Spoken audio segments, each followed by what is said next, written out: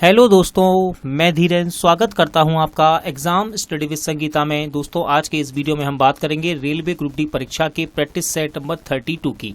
दोस्तों, ये GK GS का मॉडल प्रैक्टिस सेट है और प्रैक्टिस सेट नंबर है 32। ये बुक है रेलवे स्पार्क का, जो कि मॉडल प्रैक्टिस सेट है रेलवे ग्रुप डी के लिए हिट गैस। इस बुक में टोटल 40 प्रैक्टिस सेट दिए गए हैं, जिसमें हमने 31 सेट अब तक कंप्लीट कर ली है, जो कि आपके आने वाली प्रतियोगिता परीक्षा रेलवे ग्रुप डी के साथ साथ एनटीपीसी के लिए भी इंपॉर्टेंट रहेंगे। दोस्तों, ये बुक कंप्यूटर बेस्ड टेस्ट के आधार पर बनाई गई है और इसके अंदर इंपॉर्टेंट क्वेश्चन के साथ साथ पिछले वर्षों की परीक्षा में पूछे गए क्वेश्चनों को भी लिया गया है। जिस प्रकार एनटीपीसी में अधिकतर क्वेश्चन पिछली परीक्षाओं से रिपीट हुए थे, उसी प्रकार हो सकता है कि ग्रुप डी में भी आपको प्रीवियस ईयर के क्वेश्चन अधिकतर देखने को मिले। तो ये बुक आपके लिए इंपॉर्टेंट रहेगा दोस्तों एग्जाम की दृष्टि से। ये वीडियो यदि आपको अच्छा लगे, हेल्पफुल लगे, तो प्लीज वीडियो को लाइक और शेयर जरूर कीजिएगा। और यदि अब तक आपने हमारे चैनल को सब्सक्राइब नहीं किया है तो प्लीज चैनल को सब्सक्राइब जरूर कीजिएगा, जिससे कि आपको मेरे आने वाले मोस्ट इंपॉर्टेंट नए वीडियो के नोटिफिकेशन टाइम पर मिलते रहें। तो चलिए हम अपनी क्लास शुरू करते हैं। स्टार्ट करते हैं प्रैक्टिस सेट नंबर 32। मायोपिक नेत्र किस लेंस के प्रयोग से ठीक की जा सकती है? देखिए, मायोपिक नेत्र का मतलब है दोस्तों मायोपिया, यानी कि निकट दृष्टि दोष की ये बात कर रहा है। किसकी? निकट दृष्टि दोष की। तो इसका सही आंसर रहेगा ऑप्शन बी, अवतल लेंस। ठीक है, मायोपिया यानी कि निकट दृष्टि दोष को अवतल लेंस के द्वारा दूर किया जा सकता है। सोयाबीन का सर्वाधिक उत्पादन किस राज्य में होता है? क्वेश्चन है, सोयाबीन का सर्वाधिक उत्पादन किस राज्य में होता है? इंपॉर्टेंट क्वेश्चन रहता है ये। राइट आंसर है ऑप्शन बी, मध्य प्रदेश में। किसमें? मध्य प्रदेश में। मौलिक अधिकारों का निलंबन कौन कर सकता है? संविधान से ये क्वेश्चन लिया गया है। मौलिक अधिकारों का निलंबन कौन कर सकता है? राष्ट्रपति। सही आंसर है इसका राष्ट्रपति। उत्पादन का संबंध किससे है? क्वेश्चन है, उत्पादन का संबंध किससे है? राइट आंसर है ऑप्शन बी, उपयोगिता का सृजन। उत्पादन का संबंध किससे होगा? उपयोगिताओं का सृजन से। हासमान प्रतिफल का नियम किस पर लागू होता है? हासमान प्रतिफल का नियम किस पर लागू होता है? राइट आंसर है सभी क्षेत्र में। सभी क्षेत्र में, यानी कि औद्योगिक क्षेत्र, कृषि क्षेत्र, सेवा क्षेत्र। नौकरशाही का शाब्दिक अर्थ किसके द्वारा सरकार की व्यवस्था से है? नौकरशाही का शाब्दिक अर्थ किसके द्वारा सरकार की व्यवस्था से है? राइट आंसर है ऑप्शन सी, कर्मचारी।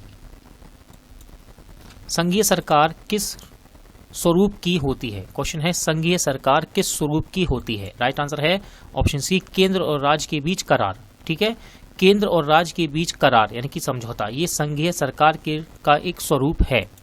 संसदीय और राष्ट्रपति प्रणाली की सरकार के बीच मुख्यतः क्या अंतर होता है?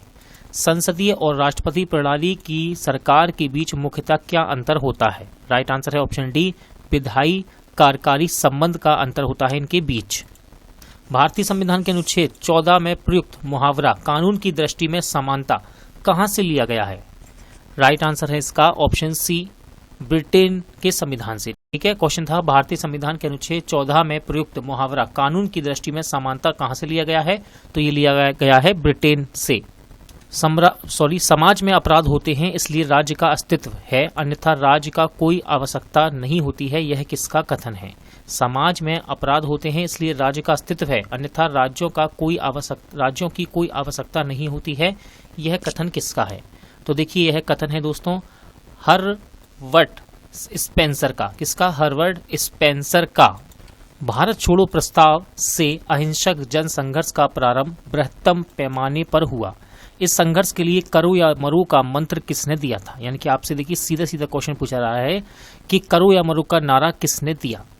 तो राइट आंसर हो जाएगा ऑप्शन ए, महात्मा गांधी। और इसी प्रकार के क्वेश्चन एग्जाम में दिए जाते हैं कंप्यूटर बेस्ड एग्जाम में, जहां पर आपको छोटे से क्वेश्चन को पढ़ने में समय लगता है और आप थोड़ा सा वहां पर अपना टाइम यहां पर दे देते हैं क्वेश्चन को। ठीक है, सीधा पूछा गया था करो या मरो का मंत्र किसने दिया? आंसर है महात्मा गांधी। वाटरलू युद्ध में नेपोलियन का अंत किस वर्ष पराजय मिली?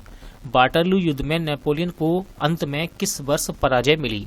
राइट आंसर है ऑप्शन सी, 1815 में। कब? 1815 में। भारतीय राष्ट्रीय कांग्रेस की प्रथम महिला अध्यक्ष कौन थी? क्वेश्चन है, भारतीय राष्ट्रीय कांग्रेस की प्रथम महिला अध्यक्ष कौन थी? सही आंसर है एनी बेसेंट। ऑप्शन डी आपका राइट आंसर है, एनी बेसेंट भारतीय राष्ट्रीय कांग्रेस की प्रथम महिला अध्यक्ष थी। कोणार्क में प्रसिद्ध सूर्य मंदिर का निर्माण किसने करवाया था? कोणार्क में प्रसिद्ध सूर्य मंदिर का निर्माण किसने करवाया था? सही आंसर है ऑप्शन सी, नरसिम्हा फर्स्ट ने। ठीक है, कोणार्क में प्रसिद्ध सूर्य मंदिर का निर्माण किसने करवाया? नरसिम्हा प्रथम ने।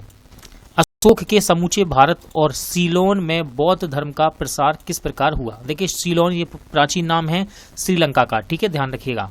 अशोक ने समूचे भारत और सीलोन में बौद्ध धर्म का प्रसार किस प्रकार किया? सही आंसर है ऑप्शन बी, धर्म महामात्रों को भेजकर। धर्म महामात्रों को भेजकर। भारत में वन्य जीव संरक्षण अधिनियम कब लागू किया गया? भारत में वन्य जीव संरक्षण अधिनियम कब लागू किया गया? राइट आंसर है 1972 में। कब? 1972 में। निम्नलिखित में से कौन सी चट्टान अवसादी चट्टान होती है? इंपॉर्टेंट क्वेश्चन रहता है दोस्तों, ध्यान रखिए ये क्वेश्चन। निम्नलिखित में से कौन सी चट्टान अवसादी चट्टान होती है? आंसर है ऑप्शन डी, आक्रोज। आक्रोज ये एक तरह की अवसादी चट्टान है।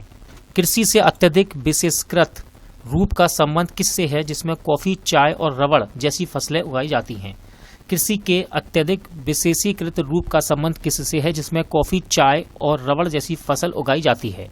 आंसर है इसका ऑप्शन बी, बागान कृषि है। ये किस प्रकार की कृषि है? बागान कृषि। राष्ट्रीय ओजोन दिवस कब मनाया जाता है? क्वेश्चन है राष्ट्रीय ओजोन दिवस कब मनाया जाता है? सही आंसर है 16 सितंबर को। ऑप्शन बी राइट आंसर है, 16 सितंबर को मनाया जाता है राष्ट्रीय ओजोन दिवस। भारत में अनेक कोयला क्षेत्र यानी कि कोल फील्ड कहाँ मिलते हैं?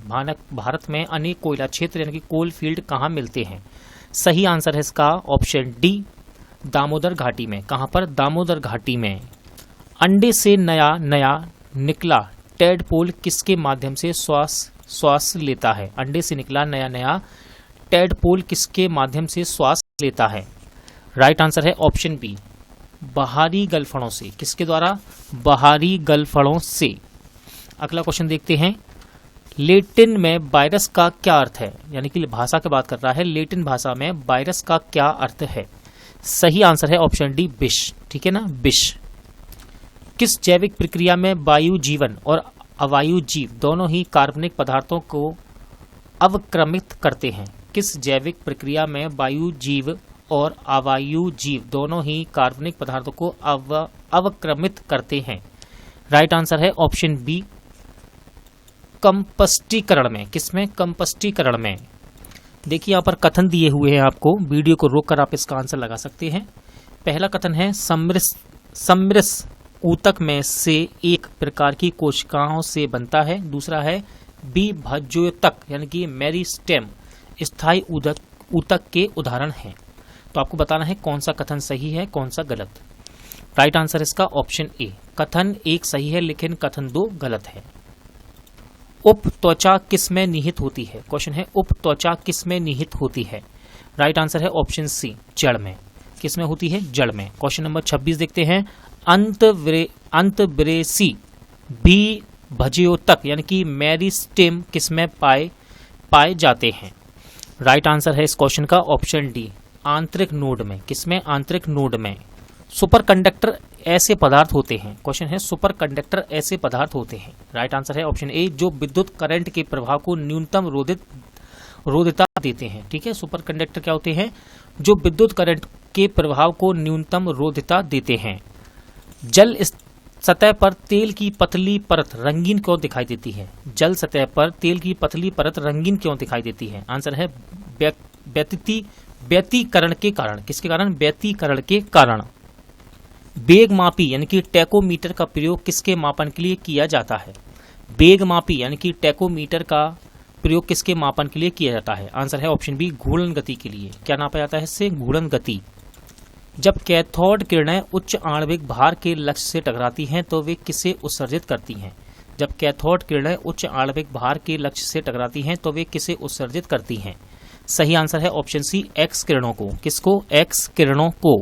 विभिन्न कंप्यूटर केबल और किसके द्वारा लेन से जुड़े होते हैं? विभिन्न कंप्यूटर केबल और किसके द्वारा लेन से जुड़े होते हैं? इंपॉर्टेंट क्वेश्चन रहेगा। कंप्यूटर के क्वेश्चन आपको एग्जाम में जरूर देखने को मिलेंगे और यहाँ आपको हर सेट में 2 से 3 क्वेश्चन आपको कवर करवा रहा हूँ मैं आपको। सही आंसर है ऑप्शन बी, इंटरफेस कार्ड से। किससे? इंटरफेस कार्ड के द्वारा जुड़े होते हैं ये। 1916 में मद्रास का स्वशासन आंदोलन के प्रवर्तक कौन थे? 1916 में मद्रास के स्वशासन आंदोलन के प्रवर्तक कौन थे? राइट आंसर है ऑप्शन सी, एनी बेसेंट। कौन थी? Annie Besant. सल्फर का मुख्य प्रयोग किसके निर्माण में होता है? सल्फर का मुख्य प्रयोग किसके निर्माण में होता है? राइट आंसर है इसका ऑप्शन ए, H2SO4 के। किसके निर्माण में होता है दोस्तों? H2SO4 के निर्माण में होता है। विभिन्न तत्वों के परमाणुओं में होते हैं। क्वेश्चन है विभिन्न तत्वों के परमाणुओं में होते हैं। राइट आंसर इस क्वेश्चन का ऑप्शन सी, भिन्न भिन्न परमाणु संख्या और भिन्न भिन्न संयोजी इलेक्ट्रॉन और न्यूट्रॉन। निम्नलिखित में से किस जोड़े को सही मिलाया गया है? विटामिन दिए हैं, देखिए यहाँ पर विटामिन के नाम दिए गए हैं और किससे क्या लाभ मिलता है, प्रजनन शक्ति में, रतौंधी में, रिकेट्स में, स्कर्वी में, ये आपको बताया है। सही जोड़ा कौन सा है यहाँ पर? सही आंसर है ऑप्शन डी, विटामिन ई प्रजनन शक्ति को बढ़ाता है, ये सही है। ठीक है। कार्बनिक यौगिक किस प्रकार के होते हैं? क्वेश्चन है कार्बनिक यौगिक किस प्रकार के होते हैं? सही आंसर है सहसंयोजी यौगिक होते हैं ये। ठीक है। कार्बनिक यौगिक किस प्रकार के यौगिक हैं? सहसंयोजी यौगिक। मुख्य पीड़क जंतुनाशी गुण किसमें होते हैं? मुख्य पीड़क जंतुनाशी गुण किसमें होते हैं? राइट आंसर है ऑप्शन सी, पोंगा मिया में। किसमें? पोंगा मिया में होते हैं ये। ग्रीन हाउस प्रभाव मुख्यतः वायुमंडल में किसकी वृद्धि के कारण होता है? ग्रीन हाउस प्रभाव मुख्यतः वायुमंडल में किसकी वृद्धि के कारण होता है? राइट आंसर है ऑप्शन डी, कार्बन डाइऑक्साइड। किसके? Carbon dioxide. देखिए ऑप्शन कट रहे हैं लेकिन क्वेश्चन पूरा करेंगे। पर्यावरण संरक्षण अधिनियम 1986 की धारा 3 के अधीन निम्नलिखित में से किसका वर्णन नहीं है? पर्यावरण संरक्षण अधिनियम 1986 की धारा 3 के अधीन निम्नलिखित में से किसका वर्णन नहीं है?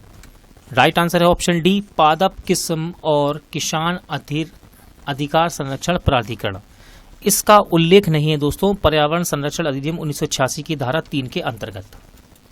निम्नलिखित में से कौन सा कथन सही है? क्वेश्चन है निम्नलिखित में से कौन सा कथन सही है? राइट आंसर है ऑप्शन बी, प्राणी दिन में कई आहार फेरे लगाते हैं। ठीक है, प्राणी दिन में कई आहार फेरे लगाते हैं, ये कथन सही है। हरित ब्लॉक का संबंध किससे है? क्वेश्चन है हरित ब्लॉक का संबंध किससे है? राइट आंसर है जैव ईंटों से। किससे? जैव ईंटों से। क्वेश्चन था हरित ब्लॉकों का संबंध किससे है? जैव ईंट से। संविधान के किन अनुच्छेदों में मौलिक अधिकारों का वर्णन है? क्वेश्चन है संविधान के किन अनुच्छेदों में मौलिक अधिकारों का वर्णन है? इंपॉर्टेंट क्वेश्चन रहता है ये। राइट आंसर है ऑप्शन बी, अनुच्छेद 12 से लेकर 35 तक मौलिक अधिकारों का वर्णन किया गया है। तेलंगाना राज्य किसका विभाजन है? क्वेश्चन है तेलंगाना राज्य किसका विभाजन है? राइट आंसर है आंध्र प्रदेश। ठीक है, तेलंगाना राज्य किसका विभाजन है? आंध्र प्रदेश का। निम्नलिखित में से क्या सही नहीं है? देखिए फुल फॉर्म दिए यहाँ पर, शॉर्ट का फुल फॉर्म दिया है और पूछा गया है कौन सा सही नहीं है। वीडियो को रोकिए, उसका सही आंसर लगाइए। फिलहाल मैं आपको सही आंसर बताता हूँ। सही आंसर है option C, UNDP United Nation Development Project. ठीक है, ये गलत है दोस्तों, बाकी के याद रखिएगा सही है, CISF, BSF और SIT। The Hindus and alternative history नामक पुस्तक किसने लिखी है? The Hindus and alternative history नामक पुस्तक को किसने लिखा है?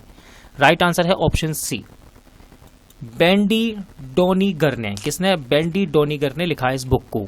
अर्थशास्त्र के जनक कौन है? इंपॉर्टेंट क्वेश्चन है, अर्थशास्त्र के जनक कौन है? राइट आंसर है Adam Smith. Option B, Adam Smith. Nobel पुरस्कार कौन सा देश देता है? क्वेश्चन था नोबेल पुरस्कार कौन सा देश देता है? राइट आंसर है स्वीडन। ऑप्शन बी आपका सही आंसर है। भारत में प्रथम न्यूक्लियर विस्फोटक कहाँ किया गया था? भारत में प्रथम न्यूक्लियर विस्फोट कहाँ किया गया था? राइट आंसर है ऑप्शन ए, पोखरण में। कहाँ पर? पोखरण में। जवाहर रोजगार योजना कब शुरू की गई थी? क्वेश्चन है जवाहर रोजगार योजना कब शुरू की गई थी? राइट आंसर है ऑप्शन सी, 7वीं पंचवर्षीय योजना के अंतर्गत। स्वीट मीट का संबंध किससे है? क्वेश्चन है स्वीट मीट का संबंध किससे है? राइट आंसर है ऑप्शन डी, आगरा का पेठा। ठीक है, स्वीट मीट का संबंध किससे है? आगरा का पेठा से। दोस्तों आज का प्रैक्टिस सेट यहीं एंड होता है। उम्मीद करता हूं आपको सभी क्वेश्चन अच्छे लगे होंगे, समझ आए होंगे। पूरा वीडियो देखने के लिए धन्यवाद। जल्द मिलते हैं नेक्स्ट वीडियो के साथ।